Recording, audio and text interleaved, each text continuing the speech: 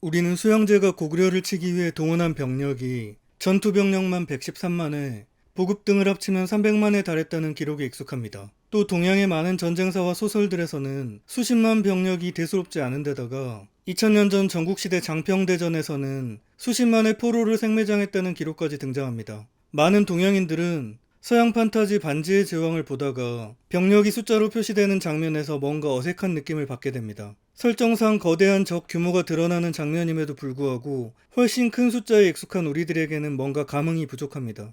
삼국지를 통해 전쟁사를 접한 우리나라 남자들이라면 같은 시기 서양의 로마 제국과 중국의 한나라 중에 어느 쪽이 군사적으로 더 강했을지 가상 대결을 생각해 본 사람도 적지 않을 것입니다. 로마 제국의 최대 판도에서 제국 곳곳에 나눠 배치된 20개 남짓한 군단들의 병력을 더해봐야 한 회전에 수십만씩 동원했다는 중국에는 못 미치지 않나 생각하는 것도 어쩌면 자연스러운 전개입니다. 최근 들어 한중일 삼국이 급격히 성장하고 유럽이 주춤하기 시작했지만 19세기 이후 최근까지 200년간은 아무래도 동양이 서양의 군사력에 압도당한 시기였습니다. 서세동점 시대의 끝자락에서 서양에 대한 열등감을 경험했던 우리지만 그래도 근대 전까지는 중국을 포함한 동양이 서양에 비해 군사 분야에서 앞서 있지 않았나 생각을 은연중에 할 때가 있습니다. 오늘은 실제 동서양 전쟁들에 동원된 병력은 얼마나 차이가 있었는지, 서양은 좀 더 동원이 가능했지만 안 한 것인지, 동원 능력 자체가 부족했던 것인지에 대한 주제로 이야기를 해보겠습니다. 블러핑. 동서고금을 막론하고 전쟁에 투입하는 병력 규모를 부풀리는 것은 흔한 일이었습니다. 하다못해 요즘 광장에서의 정치 집회만 해도 주최 측은 참여 인원을 몇 배씩 부풀리곤 합니다. 전투 후에 장수가 올리는 장기에 한 명을 10명으로 세서 올리는 것은 보통이었고 후대 역사서들 역시 특별히 재검증할 방법이 없는 이상 대체로 그런 기록을 그대로 썼습니다. 전투 전에는 아군의 병력을 과장하는 것이 아군의 동요를 막고 적을 위협하는 데 효과적이었습니다. 전투 이후에도 적군의 병력을 과장하는 것이 명성을 높이고 공적을 키우는 데 도움이 됐습니다. 사마천은 사기에서 항우는 40만의 병력을 100만이라 호하였고 패공, 즉 유방은 10만의 병력을 20만이라 호하였다라고 기록합니다. 이런 병력 과장을 호왈 100만이라고 하는데 사마천이 초원 쟁패로부터 100년 이후의 사람이다 보니 꽤 신빙성이 있습니다. 물론 중국인들의 숫자 과장을 익히 아는 우리는 이마저도 사실이 아닐 거라는 생각도 합니다. 사정이 이렇다 보니 임진왜란 당시 바다 건너 멀리서 전과 보고를 받던 도요토미 히데요시가 코와 귀를 베어와 전과를 증명할 것을 요구한 것도 무리가 아닙니다. 적이나 아군이나 과장이 일반적이다 보니 해전에서조차 적군의 수급을 모아 전과를 증명할 것을 요구받았나 봅니다. 이순신 장군의 난중 일기를 보면 한참 전투가 벌어지는 와중인데도 물에 빠진 적의 수급을 배려하는 자들을 한심스러워하는 장면도 등장합니다. 서양이라고 해서 이런 과장이 없었던 것은 아닙니다. 페르시아와 싸워 이겼던 2000년 전 고대 그리스의 기록들에는 수백만의 적군에 대한 기록들이 흔합니다. 그러나 서양보다 동양의 기록들이 병력 규모에 있어서 훨씬 과장됐다고 주장하는 서양인들이 많습니다.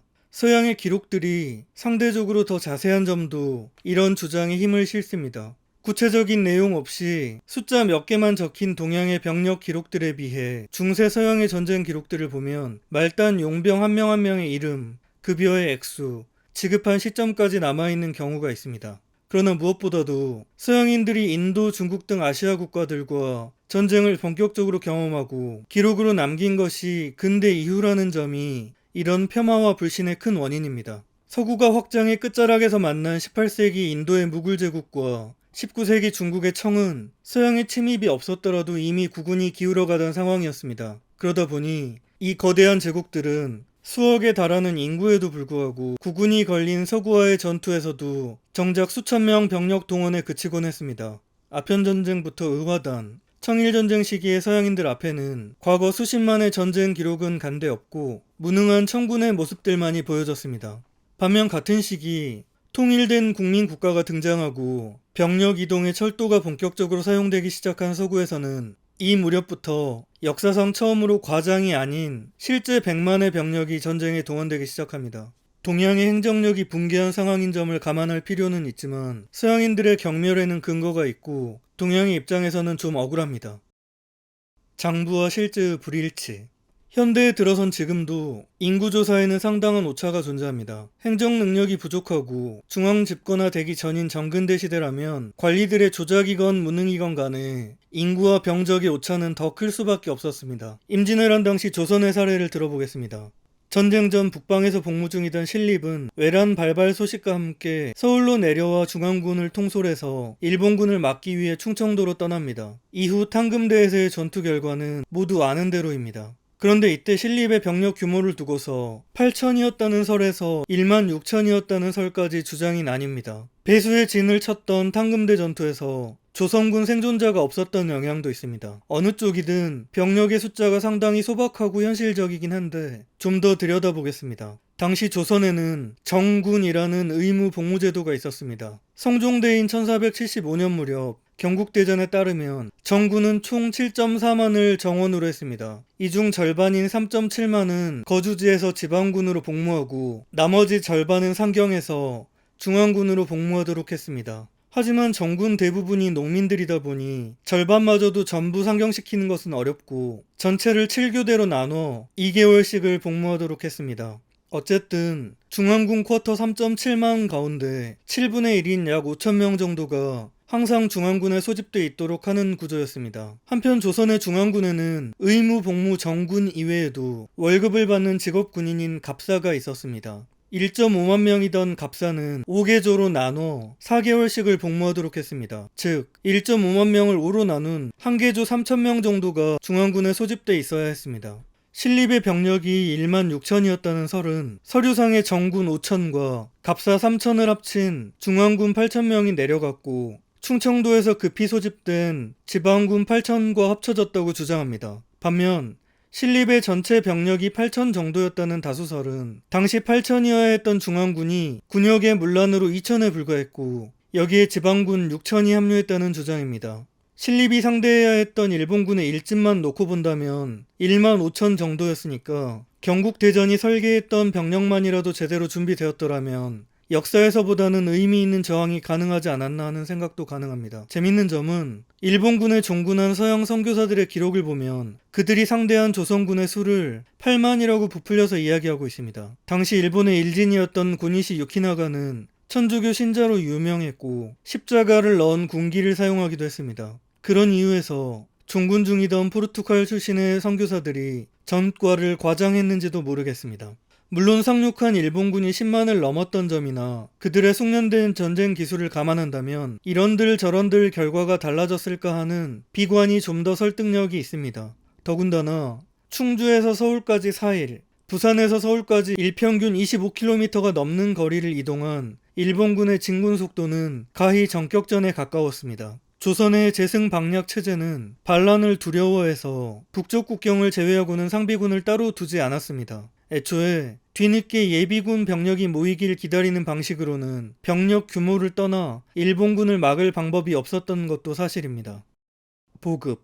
전 근대의 전쟁들에서 장부상 병력과 실제 동원되는 숫자와의 차이에 영향을 미친 것 중 하나는 전장까지의 거리였습니다. 거리에 따라 이동이나 보급 난이도가 달라지기 때문에 당연한 것 아니냐 할 수 있지만 보급만큼 중요했던 것은 전쟁에 대한 동기였습니다. 국가 간이 뚜렷하지 않았던 시기였기 때문에 병사들은 자신이 사는 지역에서의 방어전인지 먼 지역으로의 원정인지에 따라 전쟁에 대한 적극성이 크게 달랐습니다. 전 근대 시대에 100만 병력을 마련하는 것이 어려웠을 가장 큰 이유인 식량 하나만 놓고 보더라도 군수용 식량을 만들어내는 것, 오래 보관하는 것, 운반하는 건 모두가 문제였습니다.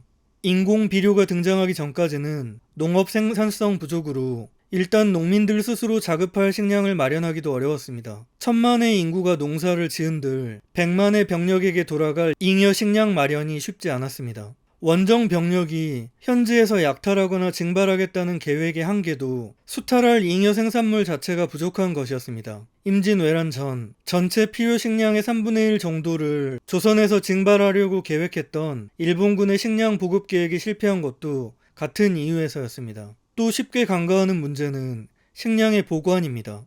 냉장 보관이 등장하기 전까지 인류가 생존을 위해 노력했던 중요한 주제가 식량을 오래 보관하는 문제였습니다. 염장이나 훈연에는 한계가 있었고 포장재와 온도 조절 장치가 없이는 곡물도 보관이 쉽지 않았습니다. 중세 장원을 주제로 한 파데스트 프론티어라는 게임을 하다 보면 과거 인구가 쉽게 늘 수 없었던 이유가 생산력의 부족보다 식량 보관이 어려워서였음을 느낄 수가 있습니다. 별의별 방법을 쓰더라도 대량의 식량을 2년 넘게 보관하는 것이 어렵다 보니 풍년이 들고 인구가 늘었다가도 언젠가 필연적인 흉년을 겪고 다시 원점으로 돌아가는 일의 반복이었습니다.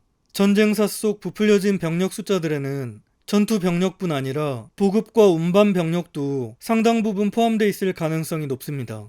임진왜란에서의 군량미 보급을 다룬 저의 지난 영상에서는 전방 한 명의 병사를 먹이기 위해 후방에서 5명이 등짐을 지고 식량을 나르고 있었다고 러프하게 표현한 적이 있습니다. 또 고대 로마군의 보급에 대해 다룬 영상에서는 일선에서 군단을 따라 움직이는 상인 집단으로부터의 보급도 언급했습니다. 로마군에 국한하지 않더라도 서양의 전쟁들에는 이런 보급 방식이 일반적인데 이를 통칭하여 캠프 팔로워즈라고 불렀습니다. 중세의 전쟁들에서 캠프 팔로워즈가 전투 병력과 비슷한 규모였다는 기록들도 흔히 발견할 수 있습니다. 하지만 그렇다 쳐도 여전히 보급의 어느 부분까지를 참전 병력에 포함시킬 것인지의 문제가 남습니다. 임진왜란의 일본군은 오사카 인근 나고야에 본진을 두고 병력과 물자를 모았다가 조선으로 상륙해 왔습니다. 이때 참전 인원이란 일본 각 지역으로부터 나고야까지 식량을 운반하는 인원부터 모두 포함되는 것인지, 나고야에서 출발해서 조선으로 향한 인원부터인 것인지, 아니면 부산에 상륙한 이후에 조선의 각지로 운반하는 인원만을 포함시킬 것인지 한마디로 정의하기란 어렵습니다. 앞서 말했던 수양제의 고구려 침공 사례는 그나마 전투와 보급을 나눠 기재한 기록이라도 존재하는 경우입니다. 백년전쟁. 중세 유럽의 전쟁 가운데 유명한 것으로 잉글랜드와 프랑스 사이에 벌어진 백년전쟁이 있습니다. 이 전쟁은 기사의 최고 전성기에 시작해서 대포가 본격적으로 사용되면서 기사 계급이 쇠퇴한 시점까지 이어지다 보니 많은 이야깃거리를 남겼습니다. 백년전쟁은 1337년부터 1453년까지 116년 동안 이어졌다고는 하나 실은 두 나라 사이에서 영토 계승 문제를 놓고 이곳저곳에서 벌어졌던 수많은 개별 전쟁들을 편의상 모두 합쳐 부르는 이름입니다. 따라서 백년전쟁은 각 시기마다 전쟁의 쟁점도 달랐고 중간에 소강 상태에 빠진 기간도 길었습니다. 전쟁 초반이었던 1346년 주요 전투였던 크레시 전투에 투입된 프랑스군은 2에서 3만, 잉글랜드군은 7천에서 1.5만 명 사이였습니다. 당시 프랑스 인구는 1500만을 살짝 넘었고 잉글랜드의 인구는 500만에 살짝 못 미치는 정도였습니다. 용병을 모두 포함하더라도 인구 전체에서 겨우 0.2% 정도만이 병력으로 동원된 셈입니다. 그로부터 10년 후인 1356년 뿌아티에 전투에서의 프랑스군은 1.5만 명, 잉글랜드군은 6천 명 정도에 불과했습니다. 백년 전쟁이 발발하고 나서 얼마 지나지 않아 유럽의 흑사병이 창궐하면서 양국 모두 인구가 줄어든 영향도 있습니다. 같은 시기 동양에서는 중국에서 원명이 교체되고 우리나라 역시 고려에서 조선으로 넘어가던 시기였습니다. 동양의 관점에서 보기에 양국이 전력을 다해 싸웠던 주요 전투에 동원된 병력이라고 보기에는 뭔가 고개가 갸웃거려지는 수준입니다. 제한전쟁. 과거 중국에서는 통일 왕조가 완성되기 전까지 상대방을 절멸시키려는 목적의 전쟁이 반복되었습니다. 그러다 보니 필연적으로 국가 역량을 총동원하는 총력전의 형태가 일반적이었습니다. 그러나 국민국가가 등장하기 전까지 유럽의 전쟁들을 보면 상대방을 절멸시키고 합병하겠다는 목적의 전쟁은 드물었습니다. 때로는 외교를 하다 말이 잘 안 통하면 한판 붙어서 누가 옳은지를 판결하는 결투 재판과 비슷한 모습도 자주 보입니다. 예를 들어 스페인의 왕위 계승을 놓고 프랑스와 오스트리아가 서로 의견이 갈려 싸운 전쟁을 보면 그 규모를 떠나 동양에서는 찾아보기 드문 목적의 제한전쟁이었습니다. 중근세 유럽에서 가장 큰 규모의 종교전쟁이었던 30년 전쟁 역시 전 유럽이 싸웠음에도 그 결과 대규모 영토 변화로는 이어지지 않았습니다. 어느 한 나라가 총력전을 벌인다면 재주만 부리고 그 이속은 지켜보던 주변국들이 챙겨가는 일도 예상이 어렵지 않습니다. 중국과 달리 고만고만했던 국가들이 난립했던 유럽의 세력 구조가 제한전의 한 원인일 수 있습니다.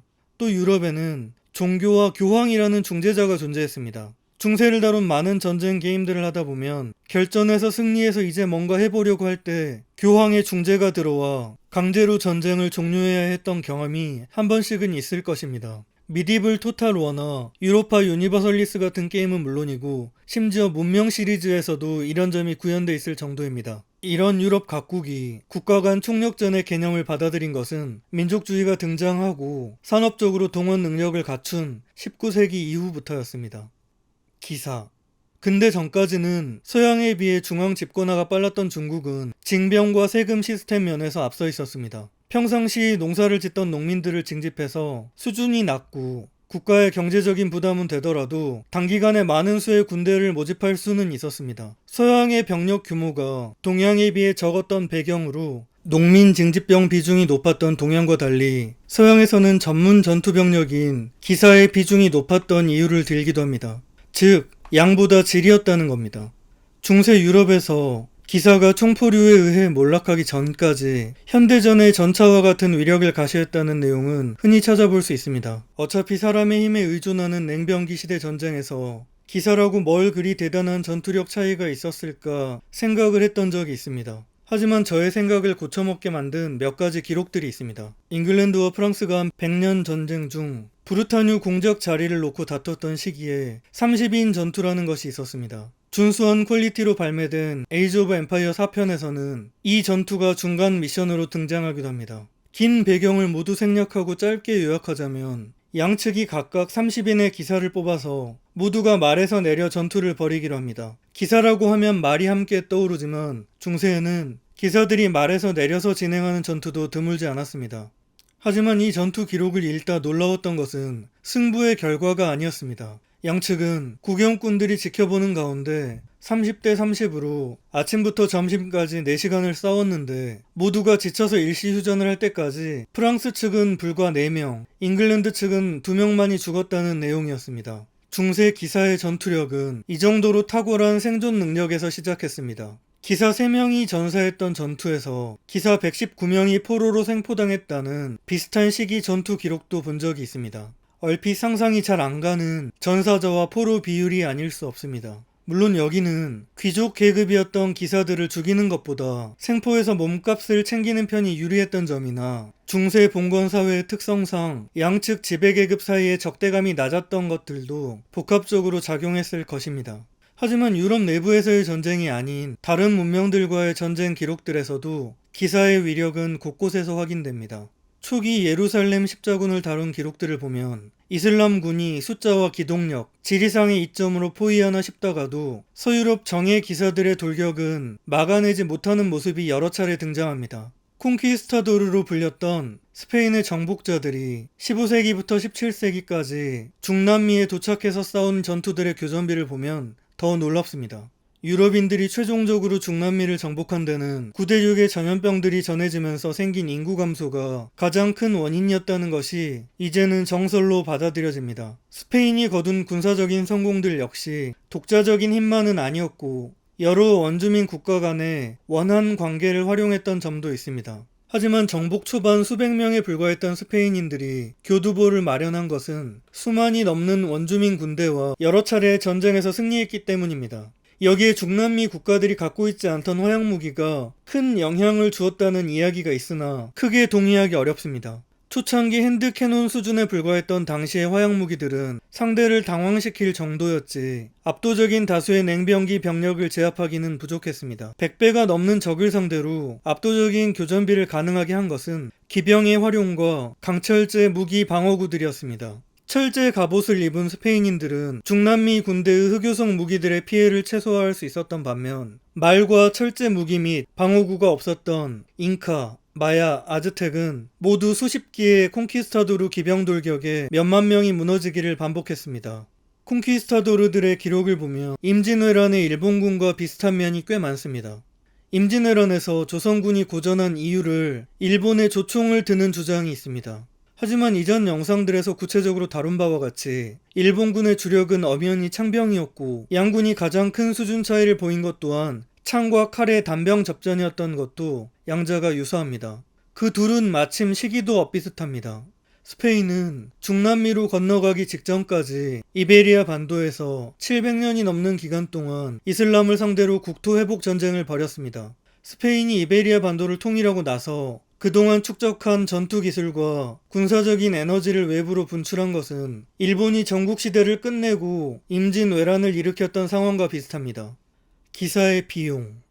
압도적인 생존력의 바탕이 됐던 기사들의 갑옷은 지역과 시기에 따라 변화를 겪었지만 대체로 비싸고 귀한 물건이었습니다. 상대 비교를 할 만한 화폐 경제가 돌아가던 것도 아니고 잉여 생산물도 거의 없던 시절이라 중세 상급 기사들의 갑옷이 현대의 관점에서는 어느 정도 가치였는지 계산하기는 쉽지 않습니다. 기사들의 갑옷 세트는 상당히 큰 마을의 1년 수입에 해당하는 가치였다는 자료도 있습니다. 하지만 수공예품이던 갑옷에는 필수 기능을 넘어서 고급 장식 등이 더해지기 일쑤여서 그 가치를 얼마로 산정해야 할지 일률적인 판단은 어렵습니다. 다만 중세 용병들의 무기와 방어구 마련이 모두 각자의 부담이었던 점에 착안하여 병종별로 용병들을 고용하는 데 들었던 비용들을 비교해보면 기사의 비용을 짐작해 볼 수 있습니다. 14세기 잉글랜드에서 용병을 고용했던 자료를 보면 상급 기사 한 명에게 지급한 비용은 가장 비용이 낮았던 경보병의 약 25배에 달했습니다. 이런 배율은 200년 정도가 지난 르네상스 시기까지 계속되었습니다. 17세기 용병 월급 자료를 보면 용병 대장에게 지급하는 비용은 최하위 장창병과 머스켓병의 약 30배였고 장교급에게는 15배 정도가 지급되었습니다. 지난 영상에서 나폴레옹 시대의 전쟁 비용이 국가 예산에서 차지하는 비중을 토대로 탑다운 방식으로 현재의 가치를 추정해 본 적이 있습니다. 하지만 좀 더 먼 과거이자 비교적 작은 물건인 중세의 갑옷에 이런 추정 방법을 쓰기에는 오차가 클 것 같습니다. 동서양의 병력 비교. 전 근대의 전쟁들에 동원된 병력 숫자에 과장이 있다고는 해도 대규모 전쟁의 흔적들은 종종 발굴되곤 합니다. 수나라나 사산조 페르시아와 같은 제국들이 전쟁 패배가 아니라 전쟁 비용으로 멸망한 사례들 역시 실제 대규모의 병력 동원이 있었음을 짐작할 수 있게 합니다. 동서양 어느 쪽이나 병력 규모를 부풀렸다고는 하나 동양에서의 병력 규모가 더 컸던 것은 부인하기 어려운 사실입니다. 그리고 여기에 가장 크게 영향을 미친 것은 당연하게도 인구였습니다. 중국과 유럽의 원형이 만들어졌던 2000년 전 한나라와 로마 제국의 인구는 대체로 비슷했습니다. 그러나 이후 서양의 인구 추이를 보면 서양은 왜 로마 제국 멸망 이후로도 1000년간 로마 제국을 동경했는지를 이해할 수 있게 됩니다. 과거 로마 제국의 영역과 현재 유럽의 영역이 정확히 겹치는 것은 아니지만 편의상 둘을 함께 놓고 이야기해 보겠습니다. 전성기였던 서기 2세기 무렵 문명화된 유럽의 대부분을 차지하고 있던 로마 제국의 인구는 6천만 명 정도로 추정됩니다. 서로마가 멸망한 이후 유럽은 정치적 혼란과 전염병 등으로 인해 인구가 절반 가까이 줄어듭니다. 비슷한 수준으로 회복은 무려 1000년이 지난 12세기 무렵이었습니다. 한편 중국 역시 서기 0년 무렵 전한의 인구가 6천만 명 정도였습니다. 그로부터 200년이 지나 삼국지 시대를 거친 중국 후한의 인구는 5천만으로 다소 줄어들긴 하지만 이 무렵까지도 유럽과 중국의 인구는 대체로 비슷했던 감이 있습니다. 그러나 이후 중국과 유럽의 인구는 다른 길을 걷게 됩니다. 빠른 속도로 증가한 중국의 인구는 얼마 지나지 않은 송대에 1억을 넘어섭니다. 이후 중국의 인구 증가는 더 급격해집니다. 임진왜란이 발발하던 16세기 말 명의 인구는 1.6억, 청의 걸륭제 시절이던 18세기 말 3억, 19세기에는 4억을 넘습니다. 참고로 걸륭제 시기 독립전쟁 중이던 미국의 인구는 250만이었습니다. 중국이라고 해서 인구가 쉼없이 증가하기만 한 것은 아니었습니다. 전쟁이 잦았던 통일왕조 사이사이 분열기마다 인구는 매번 크게 감소했다가 통일왕조의 증가하기를 반복했습니다. 그러나 로마 제국 이후 단 한 번도 통일된 적 없었던 유럽과 달리 중국은 수시로 통일국가를 형성하고 인구를 불렸습니다. 중국의 통일 왕조들은 대체로 인구의 1%가 병적에 있고 실제 동원 병력은 인구의 0.5% 정도였습니다. 10세기 무렵 거란과 여진, 몽골의 순서대로 유린당했던 북송의 군적에는 100만이 기재되어 있었습니다. 이 중 실제 병역 가능자의 수는 절반인 50만 정도였고 소집 장소와의 거리와 보급 문제로 모두 동원되지 못했습니다. 서양의 군대 동원율. 유럽은 중국에 비해 인구가 적었고 통일국가를 이루지 못했기 때문에 동원할 수 있는 병력이 더 적기 마련이었습니다. 그러나 흥미로운 사실은 언제나 0.5%대에 머물렀던 중국과 달리 시간이 갈수록 상승한 유럽의 인구 대비 병력 동원 비율입니다. 14세기 백년전쟁에서 프랑스와 잉글랜드는 인구의 0.2% 정도를 동원했다고 앞서 말했습니다. 17세기 초 30년 전쟁 시기 구스타프 아돌프 2세는 인구 150만에 불과했던 스웨덴에서 4만의 병력을 동원해서 한동안 유럽을 놀라게 만들었습니다. 국외에서 모집한 용병 2만을 포함할 경우 인구 대비 3.2%에 해당하고 스웨덴 국내에서 동원한 병력만 따지더라도 2만으로 인구의 1.6%를 동원한 셈입니다. 18세기 유럽에서는 최초의 세계대전이라고도 불린 7년 전쟁이 발발합니다. 대부분 유럽 국가들이 인구 대비 1에서 1.5%의 병력을 동원한 가운데 주변국들에 비해 국력이 약했던 프로이센의 프리드리히는 용병을 포함해 4.5%의 병력을 동원합니다. 이는 유럽의 세력 균형을 꾀했던 영국의 경제적인 지원 때문에 일시적으로 가능했던 일로 병력이 죽어나가면서 계속 유지되지는 못했습니다. 그리고 1870년에 통일된 독일 제국에서는 드디어 유럽에서 병력 100만 동원의 시대가 열립니다. 인구 4천만 중 100만을 동원해서 2.5%의 동원율이었습니다. 중국에 비해 병력이 적었던 유럽이지만 이때부터는 경제와 산업을 바탕으로 인구를 초월해서 중국을 압도하는 동원력을 보이기 시작합니다. 현재 화면은 1차 세계대전 당시 유럽 각국이 동원한 병력을 보여주는 그림입니다. 프랑스 21%, 영국 20%, 독일 17%, 오스트리아 15%, 러시아 7%로 이어지는 당시 5대 강국들의 동원율 숫자도 흥미롭지만 각국이 동원한 절대 병력 수에도 주목하게 됩니다. 러시아와 독일은 영국, 프랑스에 비해 상대적으로 인구 대비 동원율은 낮았지만 많은 인구를 바탕으로 각각 1200만과 1100만의 병력을 동원하며 뒤에 있을 2차 세계대전을 예고하고 있었습니다. 1차 세계대전을 다룬 이 지도에는 이후 등장할 끝판왕 미국은 표시되어 있지 않습니다. 2차 세계대전 직전이던 1940년 50만이던 미군은 불과 4년 만인 1944년 1600만 명을 동원합니다. 당시 1.3억이던 인구 중 12%가 넘게 동원한 셈인데 그중 1200만 명이 넘는 수가 군복을 입고 있었습니다.